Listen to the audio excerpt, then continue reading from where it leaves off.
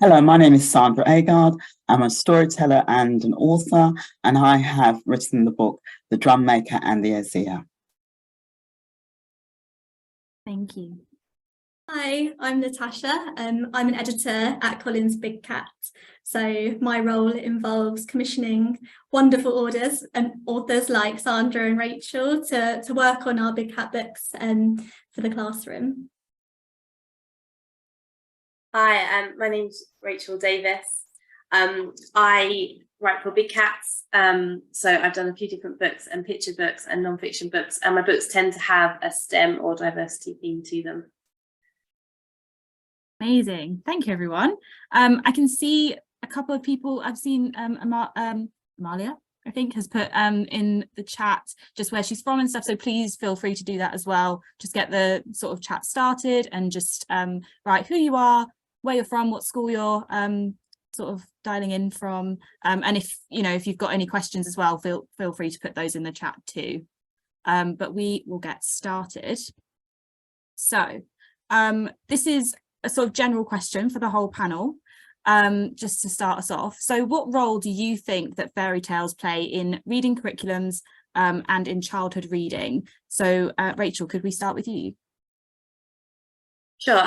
Well, I think I'm thinking back all the way to my childhood, and I think fairy tales are kind of one of the first things we tend to be introduced to. So when we go in at reception or year one, I think there's stories that sometimes we're all aware of. So however many books maybe we've read at home, we might have seen a Disney film, or we might all know the tale of the Frog Prince or the Little Mermaid or Cinderella.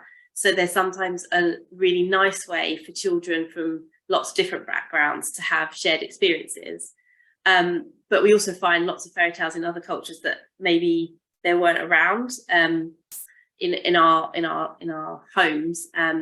And so I feel like the magic of a fairy tale, that we know it's got this happy ending, at least the way they're told in the 21st century, not the Brothers Grimm, has that sort of hope and in its uplifting, and it follows a normal structure of kind of like, we're introduced to some characters, there's a problem, and then know that after an adventure it's going to be solved and fixed. So I feel for storytelling, when we're learning to tell stories, at least my little girl who's 5, she will tend to tell me a story in that fairy tale kind of way. And I think that can be a really great way to get children to love the art of storytelling and hopefully, inspire their imaginations and creativity. So I feel fairy tales have a great place from that point of view. And that's, I think we'll talk about it later, one of the reasons I'm so excited to twist some of those tales that I might remember from my childhood for children going through school today. Absolutely. Sandra, do you agree? Absolutely, definitely. I think fairy tales are the heart and soul of a child's upbringing. When I think back to my childhood, it was fairy tales, and it was the Brothers Grimm and Hans Christian Andersen, and yes, Mother Goose that my parents read and told to me. And I was very lucky. My mother would tell us stories from her Guyanese background. There were ghost stories, which is another story, and the Nancy tales. But I was very lucky to have those fairy tales in my life, and they would always be go-to books. And they were there was a pain and the anguish, yes, but there was always the happy ending. You always was safe to know that it was, no matter what was going to happen, there was going to be a happy ending. And as I grew up, I decided that probably these tales needed to have a more fresh 21st century outlook to them. And there were always something very hopeful and satisfying about a fairy tale, definitely for me. Thank you. Natasha? Adding to Rachel and Sandra's points, I think fairy tales are such an important integral part of our literary heritage and of all cultures across the world. And I think just the way that fairy tales came to be, that from their origins and how they've evolved over time and through history and from country to country and continent to continent is fascinating.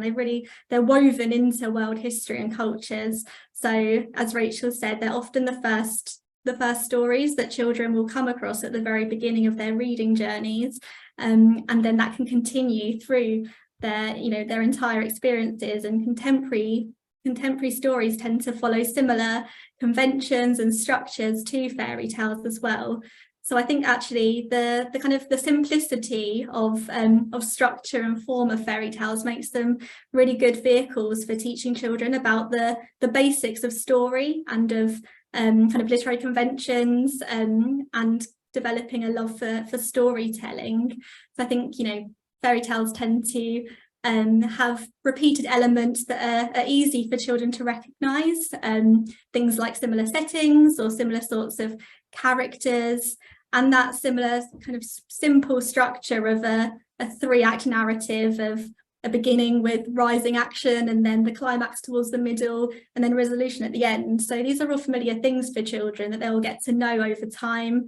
You know, they have even predictable or repeated phrases, things like once upon a time and mirror, mirror on the wall, that children can join in with, that can promote engagement in reading.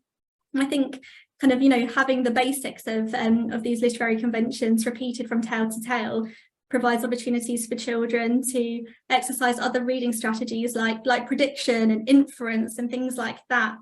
And yeah, it also makes them really easily adaptable. We can you know, continue to adapt fairy tales to suit modern times, and children can look at, you know, the most famous and well-loved versions of fairy tales, and also look at other versions of fairy tales that actually do exist in history but are perhaps not known to them. You know, for example, I didn't realise there's actually a version of what we know as a Cinderella story from ancient Egypt, about a woman who loses her golden slipper. And there's another version from China thousands of years ago as well, where the main character has a magical fish in place of the fairy godmother, and the fish makes her a beautiful gown to wear to a festival that her stepmother has forbidden her to attend. So, you know, it sounds familiar, and there's all sorts of different versions of the same like root story that children can explore to learn about culture, about literary heritage, and about storytelling and kind of the basics of story. I think Cinderella is one of the most interesting tales, because there's a Cinderella story in probably every country in the world. It's one of the most popular stories, definitely, and with different versions like the fish and so forth. That's definitely. Yeah, I thought I'd seen all of the Cinderella adaptations, but clearly not. So obviously we're actually here to talk about adaptations and talk about those twisted fairy tales, but just to kick us off, Sandra, would you mind telling us what your favourite traditional fairy tale is and why? This question, when I'm asked this question, I have not got a favourite, because I like all of them. I like the Cinderellas, but I would think if I had to pick one, it would be the Tales of Anansi, the spider, the trickster. And those, mainly because my mum used to tell me those stories when I was when myself and my sisters were growing up, and then when she didn't want to tell us stories anymore, I took over as such. So I would think definitely Tales from the Caribbean, and ghost stories. My mother had a knack for telling we lived in an old house, and she would tell us stories about the old man who lived in the fireplace. And so we're not very traditional, and probably not very wise for young children to hear these ghost stories. But my mother was a great teller of tales, and my mum, Evelyn Agard, used to tell us some great stories. So, and then I grew up with the Grimm and Hans Christian Andersen. They were always go-to books. Those of you who are of a certain age, we remember the blue book and the red book. I don't know if these were classic fairy tales that I used to pick up at the library, which was my go-to place as a child. And definitely the fairy tales, and it was always part of my reading as a child. So intertwined with like your childhood and all your experiences as well. Definitely, and my parents telling us tales of growing up in Guyana, which was where my parents originally came from. Definitely, those are intertwined. Definitely. Amazing. Rachel, what about you? Well, I'm kind of gutted that Sandra went first there, because I was going to give a similar answer of I don't have a favourite one, but I can't use that line now because it feels like I'm cheating.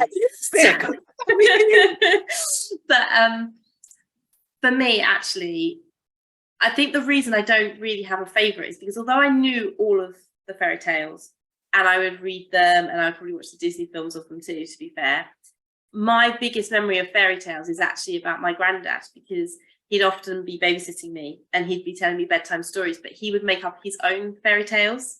So I'm sure they probably do stem from some fairy tales he was told when he was young.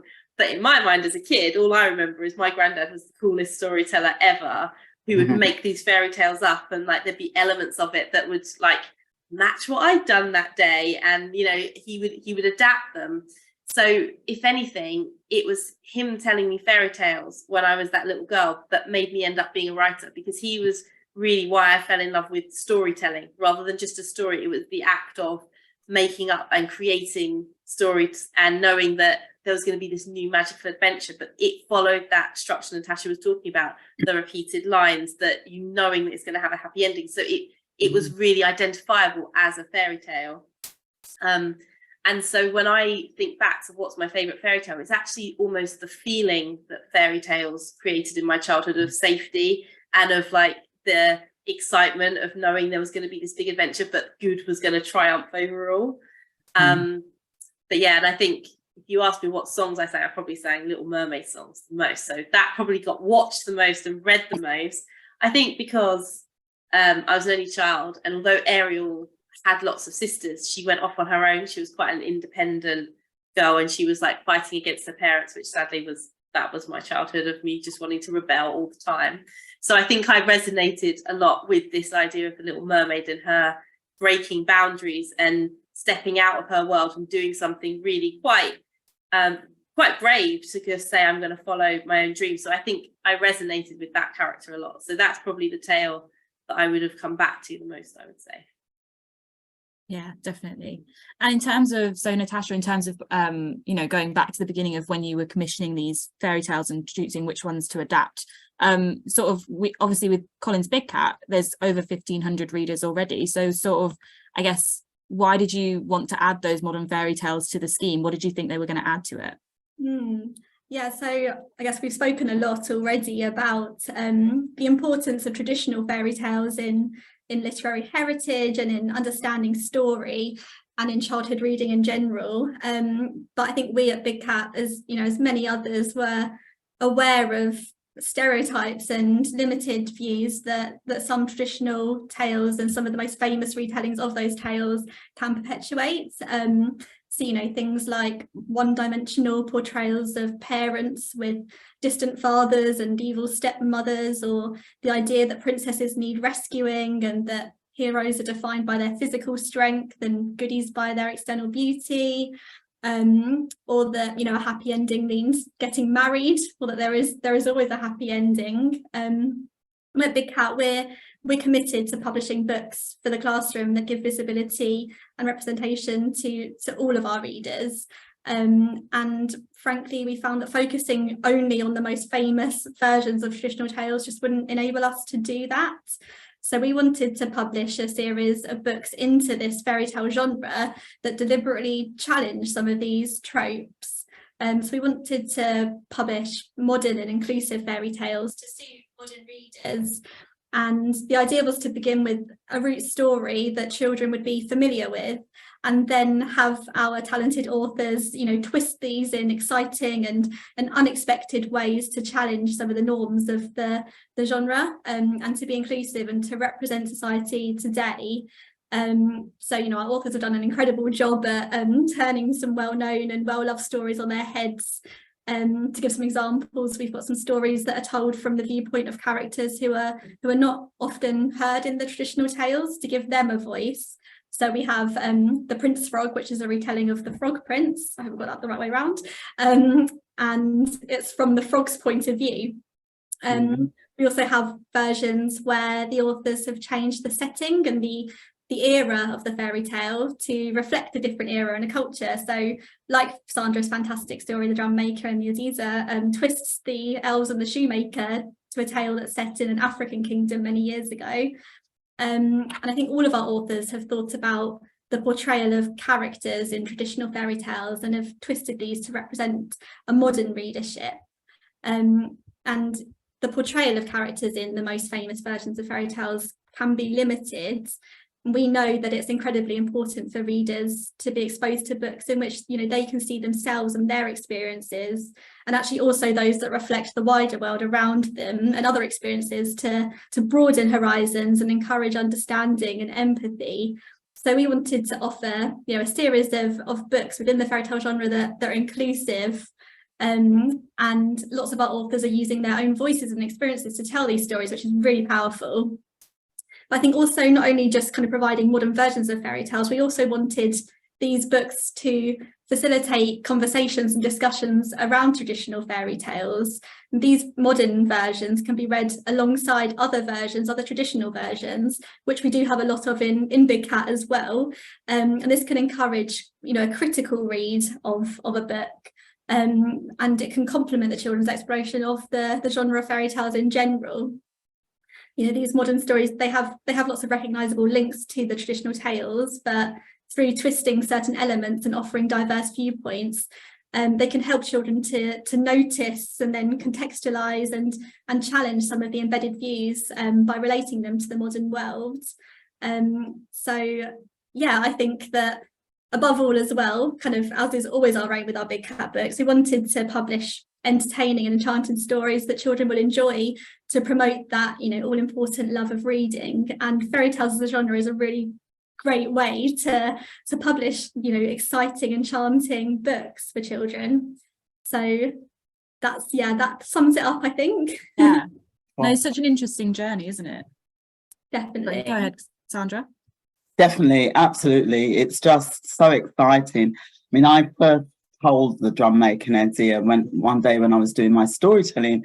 I thought I always liked the story of the elf and the shoemaker, and I thought, oh, what about if I twisted it, turned it round, and it became very popular as I was telling my stories, and then Big Cat came along, and have I got any stories that could fit into you know, what they were planning? I thought, oh, this one would be a good one. And yeah, and it did, and so I always ask my audience is, do you know the Elf and the Shoemaker? And a lot of people say, oh yes, but have you heard of the Drum Maker and the Aziza? And they, oh no, and then we start telling the story, and it always it's very popular. So it was interesting to tell it, because I've been used to telling it, and but now I had to write it down, which was quite another. Which was quite exciting, and it's lovely to see in print, and to introduce this whole concept of these Yoruba, the Yoruba folklore into the world, to make it more wider than Africa, and so that's been very exciting for people to be introduced to that. So you were telling your story before you decided to write it down? Oh yes, yeah. Oh yes, because I was the story. I juggle. I'm a writer, yes, but I'm a storyteller. So I told it before it was written down. So in terms of choosing to go from the Elves and the Shoemaker to the Drum Maker and the Aziza, then how would you say that journey happened? Well, it happened because the drum is integral to. I wanted something that's integral to Africa, to represent an African nation, and the drum, what I thought was integral. And I wanted to, and I looked into, I love doing research. Research is a passion of mine. I know that sometimes young people at school probably do not like doing a lot of research. You know, back in my day, it was going to the old encyclopedia, but now I know things are about the internet and so forth. But it was doing my research to discover that there are.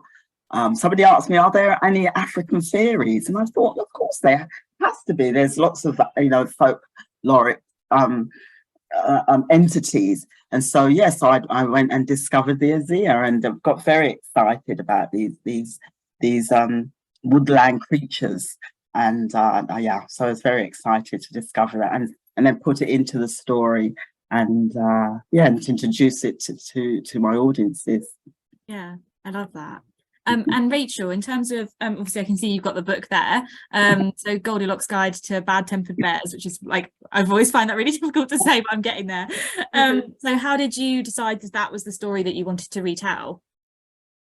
So I'd worked with Natasha on Big Cat's books before, and I was really excited to be asked about fairy tales, but I remember it was almost instant. As soon as she said, oh, you can twist a fairy tale, I was like, oh, it's got to be Goldilocks. Because I think for me as a child, I'm mixed race, and my mum's white and my dad's black, and it was very difficult for me as a child because a lot of people wouldn't think me and my mum were related. And I really used to struggle with that from quite young. You know, if someone would come up and think she was the childminder or the nanny, it would impact both of us in different ways. And when I looked at fairy tales, as much as I loved them and I found them very safe and reassuring, and I could see my white family reflected in them, I never saw anyone like me in those books. Even when there was someone of colour, they probably weren't mixed race. And Goldilocks was the one that sort of bugged me the most, because I was like, her name is Goldilocks, but she doesn't have curly hair like me. And I was like, locks, she should have curly hair. And as I got older, I thought, my goodness, I was looking at this story, it's like, Goldilocks, this poor girl, we're seeing like the worst moment of her life. She goes into a forest, she breaks into a house, she steals somebody's food, vandalizes and breaks their furniture. She sounds horrendous. And I just thought, this is like a terrible, terrible fairy tale. I used to not like it whatsoever. So when I thought about twisting it, I thought, actually, for me, what if we've just completely misrepresented who Goldilocks is? And actually, she's going on this adventure to study some endangered bears so that we can actually, you know, protect these bears, because I think children today, they are so much more, I think, than my generation and above, kind of looking after our planet, making sure, you know, we're protecting the future of our planet. And so I thought, well, you know, what if Goldilocks is actually trying to do a good thing here? She's a budding zoologist. She wants to go out there, be the first person to find these endangered bears and study them. And when it comes to, you know, their porridge, she's just trying to take a sample, but accidentally all of baby bear's porridge just gets used in this sample. And it built quite quickly. And I think I then wanted to build in that actually this Goldilocks that I was writing about was mixed race, and how we came to know of her as Goldilocks because of the twist that happens in the story, but her real name is just Jessie Locks. So it worked, I think, linking back to how I felt as a child and wanting desperately to find myself in fairy tales and not seeing myself. I think of all the tales, this one felt like the perfect one to kind of twist to have that kind of reflected in a book. Yeah, definitely. I think, well, you sort of touched on it a little bit there about how it sort of affected you not seeing people that look like you in books growing up and things like that.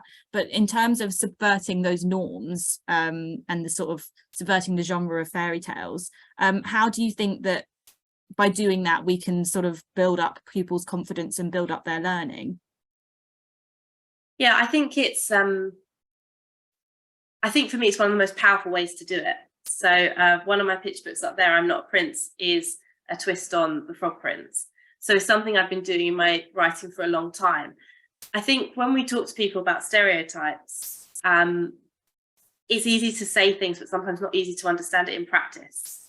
When you start telling someone a fairy tale, immediately in their head, they've made an assumption about this ending. It's going to be happy and it's going to follow this, because the stereotypes tell us these tales go a certain way.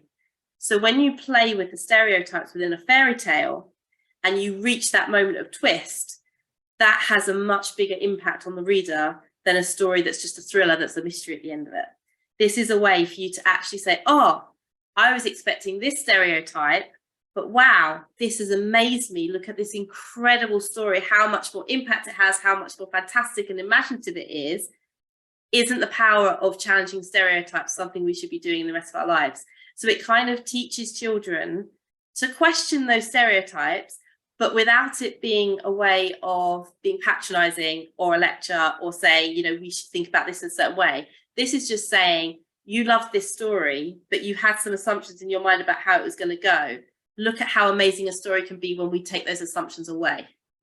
And they're seeing that just through the love of reading. They're not having that, you know, shoved down their throat or pushed in their face. Because I'm very much, you know, I think we all need to be open to these things, but realize that it's about being an advocate, and it's about seeing things in a positive light. It's not about somebody's done something wrong or thought something the wrong way, or they did something wrong. It's actually about saying, look at this great way of being, look at this positive way we can see the world, and how much better the world is when we're open to all these new possibilities that maybe we haven't experienced before. And I think when we do that through fairy tales, it's a really nice way, a gentle way to introduce it to the very youngest children about how seeing things in a different way can be better. So I love doing it through fairy tales, because I think that is a nice way to sort of open up those conversations, things that they might find scary to talk about if you were just to have a conversation, when it's through a character that they know well, and they can say, yeah, but what if Cinderella did this instead? Or what if the frog didn't want to be a prince? It's a lot easier for them to talk about things that in the context of a real life might be a challenging conversation. Exactly, I totally agree with that. And it gives them the possibility to be. You can't be what you can't see.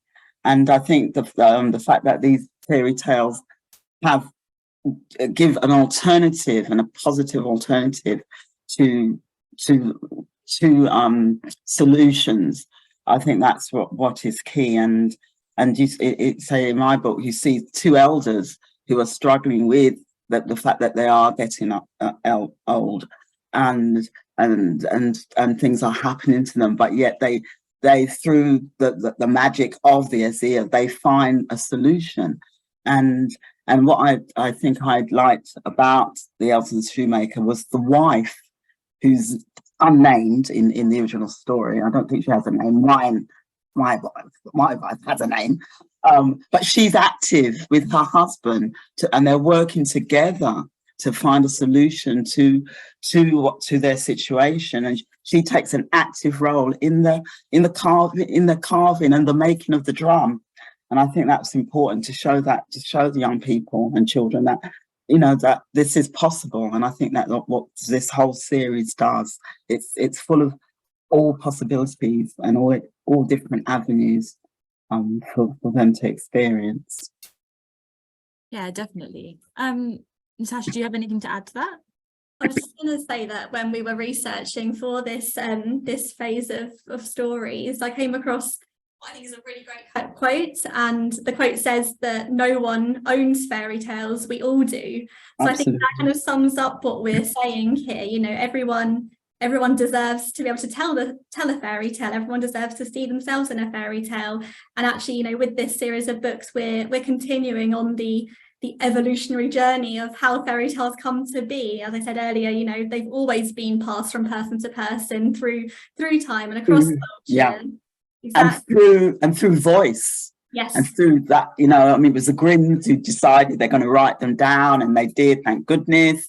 You know, that we had their tales who were told by old wives. It were mainly women who told those tales. But we have those tales now, and they're written down, and new ones are coming. Because what I'm hoping is that these beautiful books will give young people and children the courage to write their own stories, and you know, and the tradition just keeps growing, which is fantastic. That's why fairy tales are as you said, Rachel, the heart, the key, and Natasha, the heart of everybody's soul. I think everybody's got a fairy tale that they love. And in terms of teaching, oh, sorry, go ahead. Sorry, I just one more thing that sort of occurred to me then. I think one of the things I was most excited about was that these fairy tales were within a reading scheme. Because I think as a child, there's a very big difference between books that you get from the library, books you might have at home, but reading scheme books, those are the books that, you know, your teachers are helping you to read with. But actually in my childhood, I think they were the most bland when I was reading. They would be the most sort of boring stories that just followed, I'm learning this because I need to know the next phonic, like I need to know the next letter in my alphabet sort of thing. To see fairy tales twisted in this way, I think is such an incredible place for children to still see all of those stereotypes being broken down, because actually it's showing that it's important in a school setting as well as a book that you might get at home, because you may get some children who are told twisted fairy tales. I've got a friend wrote an incredible book, and it switches all the genres, the genders, within fairy tales, and it's fascinating. She said, I used to do this with my children at home, so I turned it into a book. So some children might have access to this already, but a lot of children at home might not. And so to be able to bring this into the classroom to show we're breaking down those stereotypes in a way that it's accessible to all children, I think is just a really exciting thing that Big Cats is doing. Yeah, exciting. That's it, because I remember those reading schemes all those years ago, and they were so boring. I couldn't bear them. That's one reason I was eager to get reading quickly, because the quicker you read those books, you left those behind, you could get into more exciting ones. So definitely, yeah. So this is a very exciting and innovative reading scheme. I mean, it doesn't seem, these stories are just exciting, and they're page turners. They're page turners, I think, because you do want to know what happens next. Classic. I think it's and nice being written by all these different authors as well. It's not a series that's just been written by me or by Sandra. Natasha's taken the time to commission people from all walks of life with different experiences. So when you're getting one of these series, that's how we're making sure it's, inclusivity in the correct way, in that it's actually including everybody. So for me picking it up, I want to read this series because it's actually really, these stories are really good. So when my daughter brings them home from school, I'm like, oh yeah, I'll just take that one too. Because, these are things that we didn't have access to when we were children. And so it is fantastic that Big Cats take the time to make sure when they're commissioning, they're getting a full representation of writers as well, to make sure the books then have that authentic representation. And can I say illustrators as well? Illustrations. As you know, because you work in your little place and doing your things, and you've got your idea, you write it down, but to see the images when the illustrations are just first class. So big up to whoever commissions the illustrators, because you don't meet them, sadly. I mean I've published some other things with Big Cat, but and Keju, his illustrations, Anthony, absolutely wonderful, and Charisma, my illustrator for this one, first class, absolutely first class illustration. For somebody at school, I didn't like drawing. I wrote instead of doing my art. To see this is just wonderful. So my teachers at primary school would be so amazed by these illustrations. Because they never encourage illustration once at school. So it's nice to see this, very much so. So in terms of the wider curriculum then, Natasha, you're probably the best person to answer this question. How do you think the Twisted Fairy Tales can sort of help to cover all areas of that curriculum? So I guess, we've spoken about, fairy tales in terms of reading, in terms of reading comprehension. That's where fairy tales are specifically mentioned on the national curriculum. But I do think they're brilliant vehicles for cross-curricular work, and I think I could probably link all of these fairy tales to pretty much every other subject on the curriculum. So I'll give a few examples. I think lots of these stories lend themselves really well to exploring maths and science concepts, as Rachel has kind of touched on already. The Goldilocks Guide is a brilliant example of this, as I think, Rachel, you've taken the maths concepts that you can identify in the original tale, with the 3 bears and the 3 versions of all of their things, which can link to, counting and sorting and comparing and classifying. But then you've actually, you've taken this further and you've explored those concepts in a more sophisticated way. I don't know if you want to talk any more about the STEM links in your book, Rachel. Yeah, well,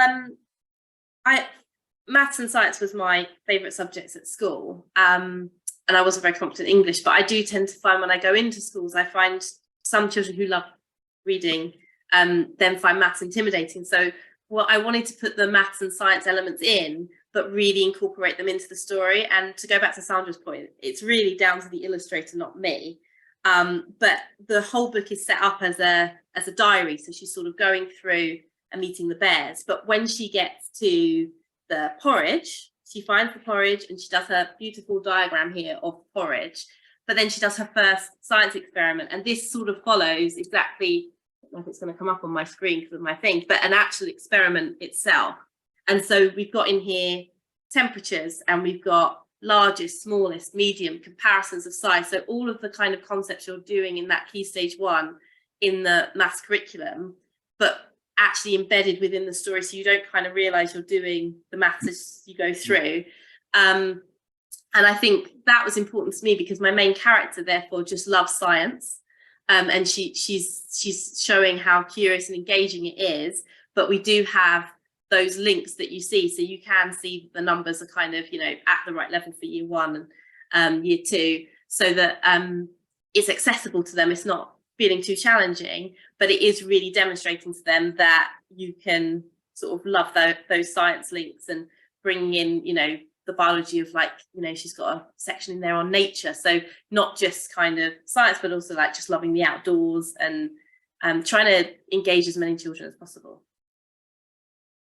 Yeah, definitely. I think, yeah, that story just does it brilliantly. And I think, you know, as with lots of traditional fairy tales, there are lots of animal characters in these modern fairy tales that can, you know, provide a really nice link to living things and habitats. If you look at the science curriculum, you could, you know, research these further and actually perhaps bring in computing by, you know, using the internet to complete research, and then using a digital program to present findings. Yeah, and as well as animals, lots of plants are mentioned as well. We have mentions of growing plants and beanstalks in our version of Jack and the Beanstalk, called Jam and the Giants. And, you know, there's an opportunity there to link to the science curriculum, perhaps, you know, going out on a nature walk and identifying plants in your local environments, or, you know, the act of growing plants from seeds. So yeah, I think, you know, you wouldn't maybe necessarily think that fairy tales would lend themselves to maths and science, but I think absolutely they can do. You can also link to the geography curriculum. You can look at the, you know, the natural and human environments that make up the settings of all of these stories, whether that be a town, a forest, or a city, and explore those further. We also have maps that feature in some of these stories, and where they don't feature, they could, you know, they could be created to follow a route mentioned in the stories, you know, like the route to Grandma's cottage. I think fairy tales as well as a genre, we kind of touched on this earlier, links really, really well to history. You know, fairy tales journey throughout history, so a nice task for children could be to research the origins of a traditional tale and explore how different versions have evolved over time. And I know, Sandra, your story, the drum maker, you know, as we said earlier, has a historical setting in itself, but you've twisted the context and the setting to an African kingdom. I don't know if you want to speak any more about the kind of historical links to your book.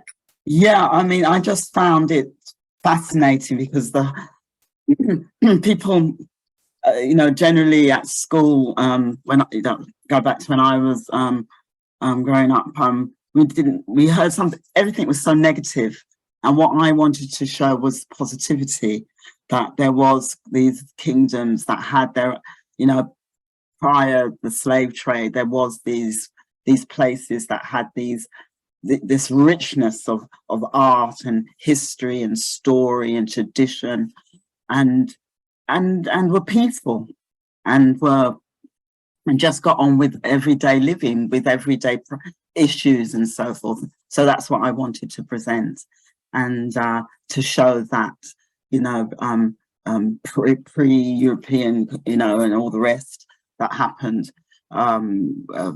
before the slave trade and so forth, but these kingdoms existed in a way that life, that had African queens, for example, because in my story it's an African queen who wants to organize this festival of drums, and so that was important. So people, and we have this, we have examples of African queens, and so, you know, you can go and research who are these queens, the Queen Lamina, Queen Nzinga, with all these queens that we could look at, who wear purple. and so forth. And it's very important. I think that young people see that there was an Africa before the Europeans came and did what they did and dismantled that kingdom. And it's very important that we have to see the history and the literature and the music and the song and the dance and the clothes and all that. And I think that these stories, the stories I hope I tell, lend itself to that. Absolutely.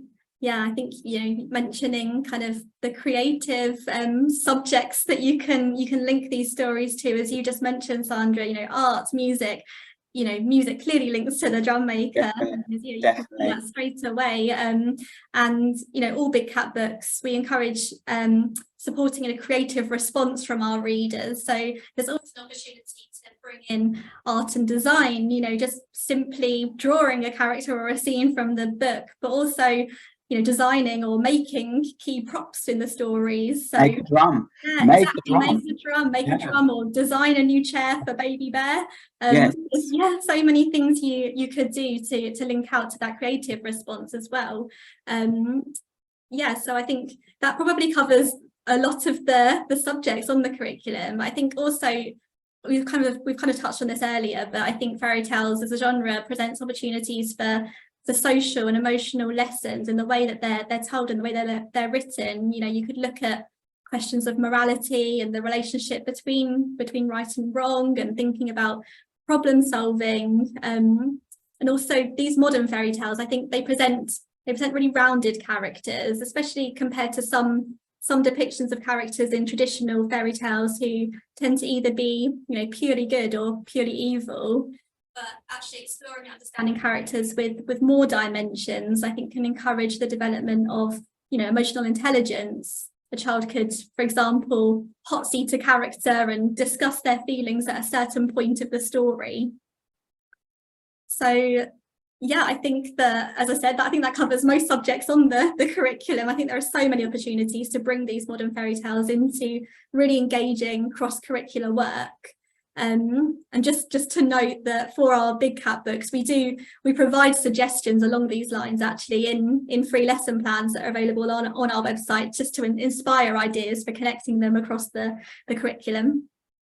Yeah, definitely. We've actually had a comment in the chat as well from Elaine saying that the djembe drums are one of the most popular instruments in their school. So what a pleasure to be able to introduce the drum maker and the Aziza into the school as well, which is so nice. I think it's so nice to see it when it's actually being used in the context. So okay, cool. So final question from me, and then we've actually got some audience questions as well, which is very exciting. But Sandra, what do you hope that children will get out of reading these modern tales? They will get, what I hope they get is that they see themselves, and that they enjoy it for starters, that they enjoy it, and they see themselves within these tales, and they see the possibility that they can tell stories, they can write stories, they can draw beautiful illustrations and paint and so forth. They can make a djembe drum. They can create a piece of music. That they can create the beautiful the messenger's beautiful purple gown. They see themselves in this story, and then go on to become storytellers themselves, writers themselves, illustrators themselves. That they can be. You can't be what you can't see, and I think that's what's important. That this story can take, and to show them that these Aziza, who are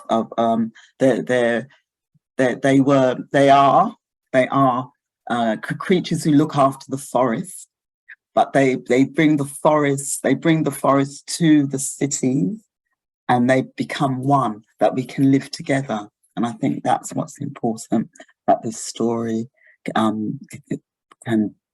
shows people that we can live together in one harmony, to create a better world. I think that's what's important. I think that's so powerful, saying you can't be what you can't see. I think that's just so got me a bit emotional actually. But Rachel, do you have anything to add to that? Yeah, I'd echo what Sandra said. I think for me, first and foremost, it's just to instill a joy of reading. I think that reading for pleasure, it's been shown now in studies how important that is, you know, even more so than your background and how affluent your parents are. Children who have a pleasure of reading tend to go on to have a more fulfilled life because they take that with them, whatever they love reading, whether it's a comic book, whether it's stories like this, or they like reading in little snippets. It's that pleasure of whatever you find fascinating. And I think particularly with a series like this, hopefully there is a book out there for everybody. Yeah, and absolutely. These books have been written not just with the words being like innovational, but also the formats. I think I read a comment about it, you know, mine's all diary format, but there's some with maps, and actually it's not just art, it's actually just a different way of reading. I think graphic novels now are such a key way to get reluctant readers to realize that this is the passion and joy of stories is for everyone, even if you don't like that traditional reading style. So I just wanted to be part of this series because I think this is a great way to reach children of whatever their sort of, you know, reading ability is or what they love to read. There'll be something in here for everybody. And I hope as well, you know, I think Natasha pointed on it, I think empathy is so key today for our young readers and our young people. These stories help build those skills of empathy because they help you to think outside of the box. They help you to think about something that you might not have thought of in the same way. And it's really, you know, building empathy is a hard skill. And actually, I think fairy tales twisted in this way is such an amazing way to help children build up that skill set. So I hope, you know, more than anything, they just love reading the books, and then it helps them think about the world in a more open way. Definitely. Thank you so much, guys. It's been really, really cool to speak to you guys about it. We do have some audience questions, if you don't mind. The first one is for Natasha. So Rachel's story seems to blend different text types, which we have actually touched on a little bit just now. Was this something that you were interested in exploring through the collection at the start of the commissioning process? And is it something that you would like to do more of in future with Big Cat? Absolutely, yeah. When we were commissioning authors to, you know, think of recognizable core stories and then think of some really innovative twists, we gave some examples of the sorts of things that, you know, you might want to twist from a traditional telling of a fairy tale. And one of those was the traditional narrative format. As Rachel said, her book is written to be, you know, in the format of a science log with graphs thrown in and comments and all sorts of different ways of reading. And we mentioned graphic novels, and we do actually have a graphic novel in this series as well. We have a modern retelling of Hansel and Gretel called Harris and Grace, and that is shown in the format of a graphic novel. And it's definitely something that we're thinking about across the board in our Big Cat publishing in terms of diversifying text types. So there's something out there for every reader. Not everyone reads in the same way, or not everyone enjoys the same type of reading. So we're developing a series of graphic novels. We've already got lots of stories that are told through play script, through poetry. We're looking at, you know, cartoons. We're looking at just different ways to encourage that love for reading. So yeah, I think definitely text types and diversifying text types is a really important thing for reading schemes to think about. Something new for kids to look at as well, isn't it? Instead of just the sort of unfriendly blocks of text on a page, sometimes that's quite good for them to be able to see the different text types for sure. Cool, thank you. We've got a question from Jodie who says, do the panel think that there is still a place for traditional fairy tales, or is it time to pull them back from the curriculum? Rachel, what do you think? I think you have to have there's no reason not to have traditional fairy tales, right? Because otherwise, what are we twisting? Traditional fairy tales have a heritage. They've been there for a long time. I think the point of twisting the tales is to say could there be an alternative ending? Could there be a different way to think about this story? And to give children that encouragement to actually think about being storytellers and what we can see in a different way. I think with anything, it's about context. So when we do tell these traditional tales, Natasha pointed out, they tend to have very traditional family types. There's a king and a queen, a damsel in distress princess, and she ends up married. And there is a happy ever after in there. There's no one trying to take that away, but also a prince who has two daddies, could go on to love to be an artist, is an incredible happy ever after too. So I think it's about having these traditional tales, celebrating them, and then actually growing from that and saying, what new stories can we create? It's not about restricting stories in any way. Because I think that kind of defeats the point. Part of the reason we want twisted tales is to show that, Natasha, it's going back to your quote, fairy tales are for everyone. And those traditional tales, we can love them, but I think it's knowing that that's just one possibility and that there's so many other stories out there, and making sure that all the stories are heard equally, is what I would say. Yeah, definitely. Sandra, do you have anything to add to that? No, absolutely. I agree with everything Rachel said. I mean, it's like, say, when I go into schools and you talk about, say, the nursery rhymes, and a lot of sometimes the children do not know the nursery rhymes, the classics. And you think, oh, what's happened? Why, sing a song of sixpence or whatever it is. They don't seem to sing those songs anymore. And I think it's really important that we have those songs along with other nursery rhymes and stories from all over the world, because we need the balance. And I feel it's important that we have both, and so the children can enjoy and discover and just be. And I think it's very important, as I said, that we have both. I think. Mm-hmm. Because what are we going to twist if we don't have those? And as such, and not everything's Disney or whatever. There's other stories, and we need to bring those stories out.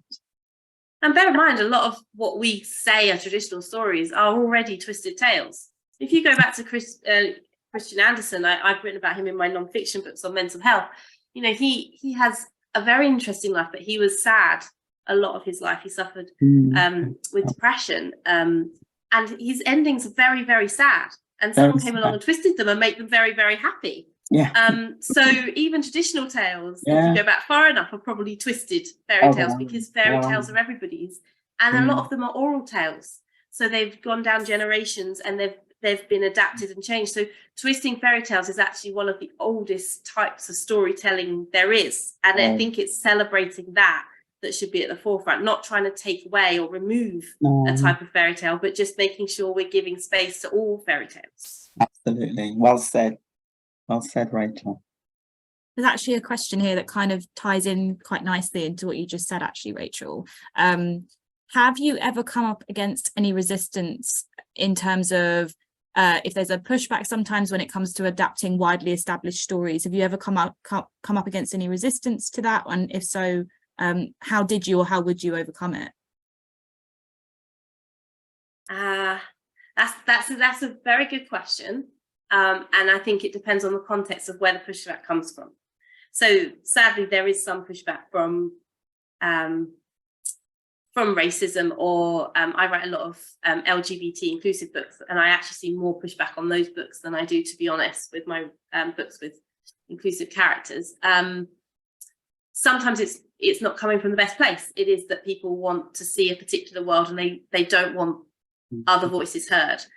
I think where this question is probably coming from is where there's pushback. I think I saw it come through about sort of like, iconic characters, sort of James Bond, or I was thinking about, I said I love the Little Mermaid, and then they cast a black Little Mermaid in the film. For me, it comes down to why have you recast that character? Because the biggest thing I will always say in publishing when I look at something, because I sometimes review books that are doing inclusive books, is a person of colour in a book should not be a coloured-in white person. Just changing the colour of somebody's skin doesn't suddenly mean there's representation in that book. It's not authentic. If you read that as someone of colour, it doesn't read right, because the character isn't you. And it's noticeable, because it's not just what someone looks like, it's how they portray themselves, it's their heritage, it's how their family interact. So when representation is done, I think it's important it's done right. And that's something that Big Cats is why I work with them, is because they're so committed to it. So all their books are read by a diversity and inclusion consultant, because us as writers, we're just one person representing our experience. And so it's important that, even all books are looks like that. And I think, so sometimes the pushback can be, if you're changing something for the sake of changing it, it doesn't actually make sense to do it. I think one of the reasons I haven't had so much pushback when I've done books, say like this in the Goldilocks series or in traditional books, is because when I'm writing these stories, I'm mainly just writing a wonderful story that I hope children will enjoy. The representation is in the book because it reflects our society, but that isn't the point of the book. The point of the book is to write a story that children will love and that will develop their passion for reading. And I don't think anyone can push back on that. So it really comes down to where you're falling within that argument and why. And so often when I have got pushback, I've just sort of tried to understand why, where are they coming from, to try and see that point of view. Because I think in all of these things, all of us, it's just about having empathy, because everybody's just going on their own experiences of life, and understanding where they're coming from can help us as writers make sure that, it might be they just didn't understand what we were doing, or why we did what we did. So I always think with things like that, it's a lot more complicated than it appears in a headline. The headlines are very good at making things look really black and white, and life just is not like that.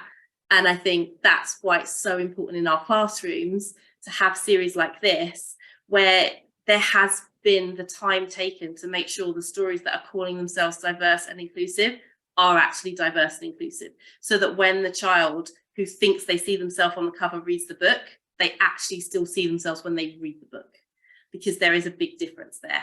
And there is nothing more disappointing than picking up a book, thinking you're represented and reading it and realizing it was not written with you in mind, because that is actually even more damaging sometimes. So I think that's why I've done so many books with Big Cats, because that it's not just a line, it's something they're actually committed to doing. And that's why you don't get pushback on that, because it's been done in the right way with the best of intentions. Yeah, exactly. I agree. It's about balance. And those people, sometimes people just want headlines and so forth. And I think you've just got to find the balance. And I think that's what Big Cat has done and strives to do. And I might, for example, I'm not about headlines, it's about the child enjoying and reading the book. And I think with this very diverse collection of books that have subverted the genre, the fairy tale genre, which, as Rachel said, it goes back from time. If the original stories were there for adults. Originally, all the Cinderellas and the Sleeping Beauties and so forth. All those were, Disney came and did what Disney do what Disney do, and so forth. But we're doing this to give another alternative, and somebody else will come along and do it, and it will go on, and that's the point of stories. They're forever growing and forever going in a different direction, and Big Cat has just illustrated how diverse this whole collection is and how exciting these books can be. And hopefully the reader, those young people that we're trying to reach and instill this love of storytelling, will see that too, and become the writers, the illustrators, the diarists, whatever the scientists of the future. And it's going to be books like Big Cat, the series that Big Cat have wonderfully put together here, that have done this. I mean, I just wish these books were around when I was a young person growing up. I mean, I grew up on Little Black Sambo, and those of you who remember those books just how awful they were. So to have this collection here, very exciting, I think, and I'm pleased to be and honoured and delighted to be part of it. Thank you so much. I think we've actually run out of time, perfectly on time, Sandra, as well, I have to say. So yeah, thank you so much for joining. And everyone that is currently still in the chat, we will be sending out a recording and some extra free resources as well, and a link to the books. So thank you, everyone, and thank you to our panelists. It was really, really cool to speak with you guys. Thank you very much. Thank you, everyone. Thank you for joining.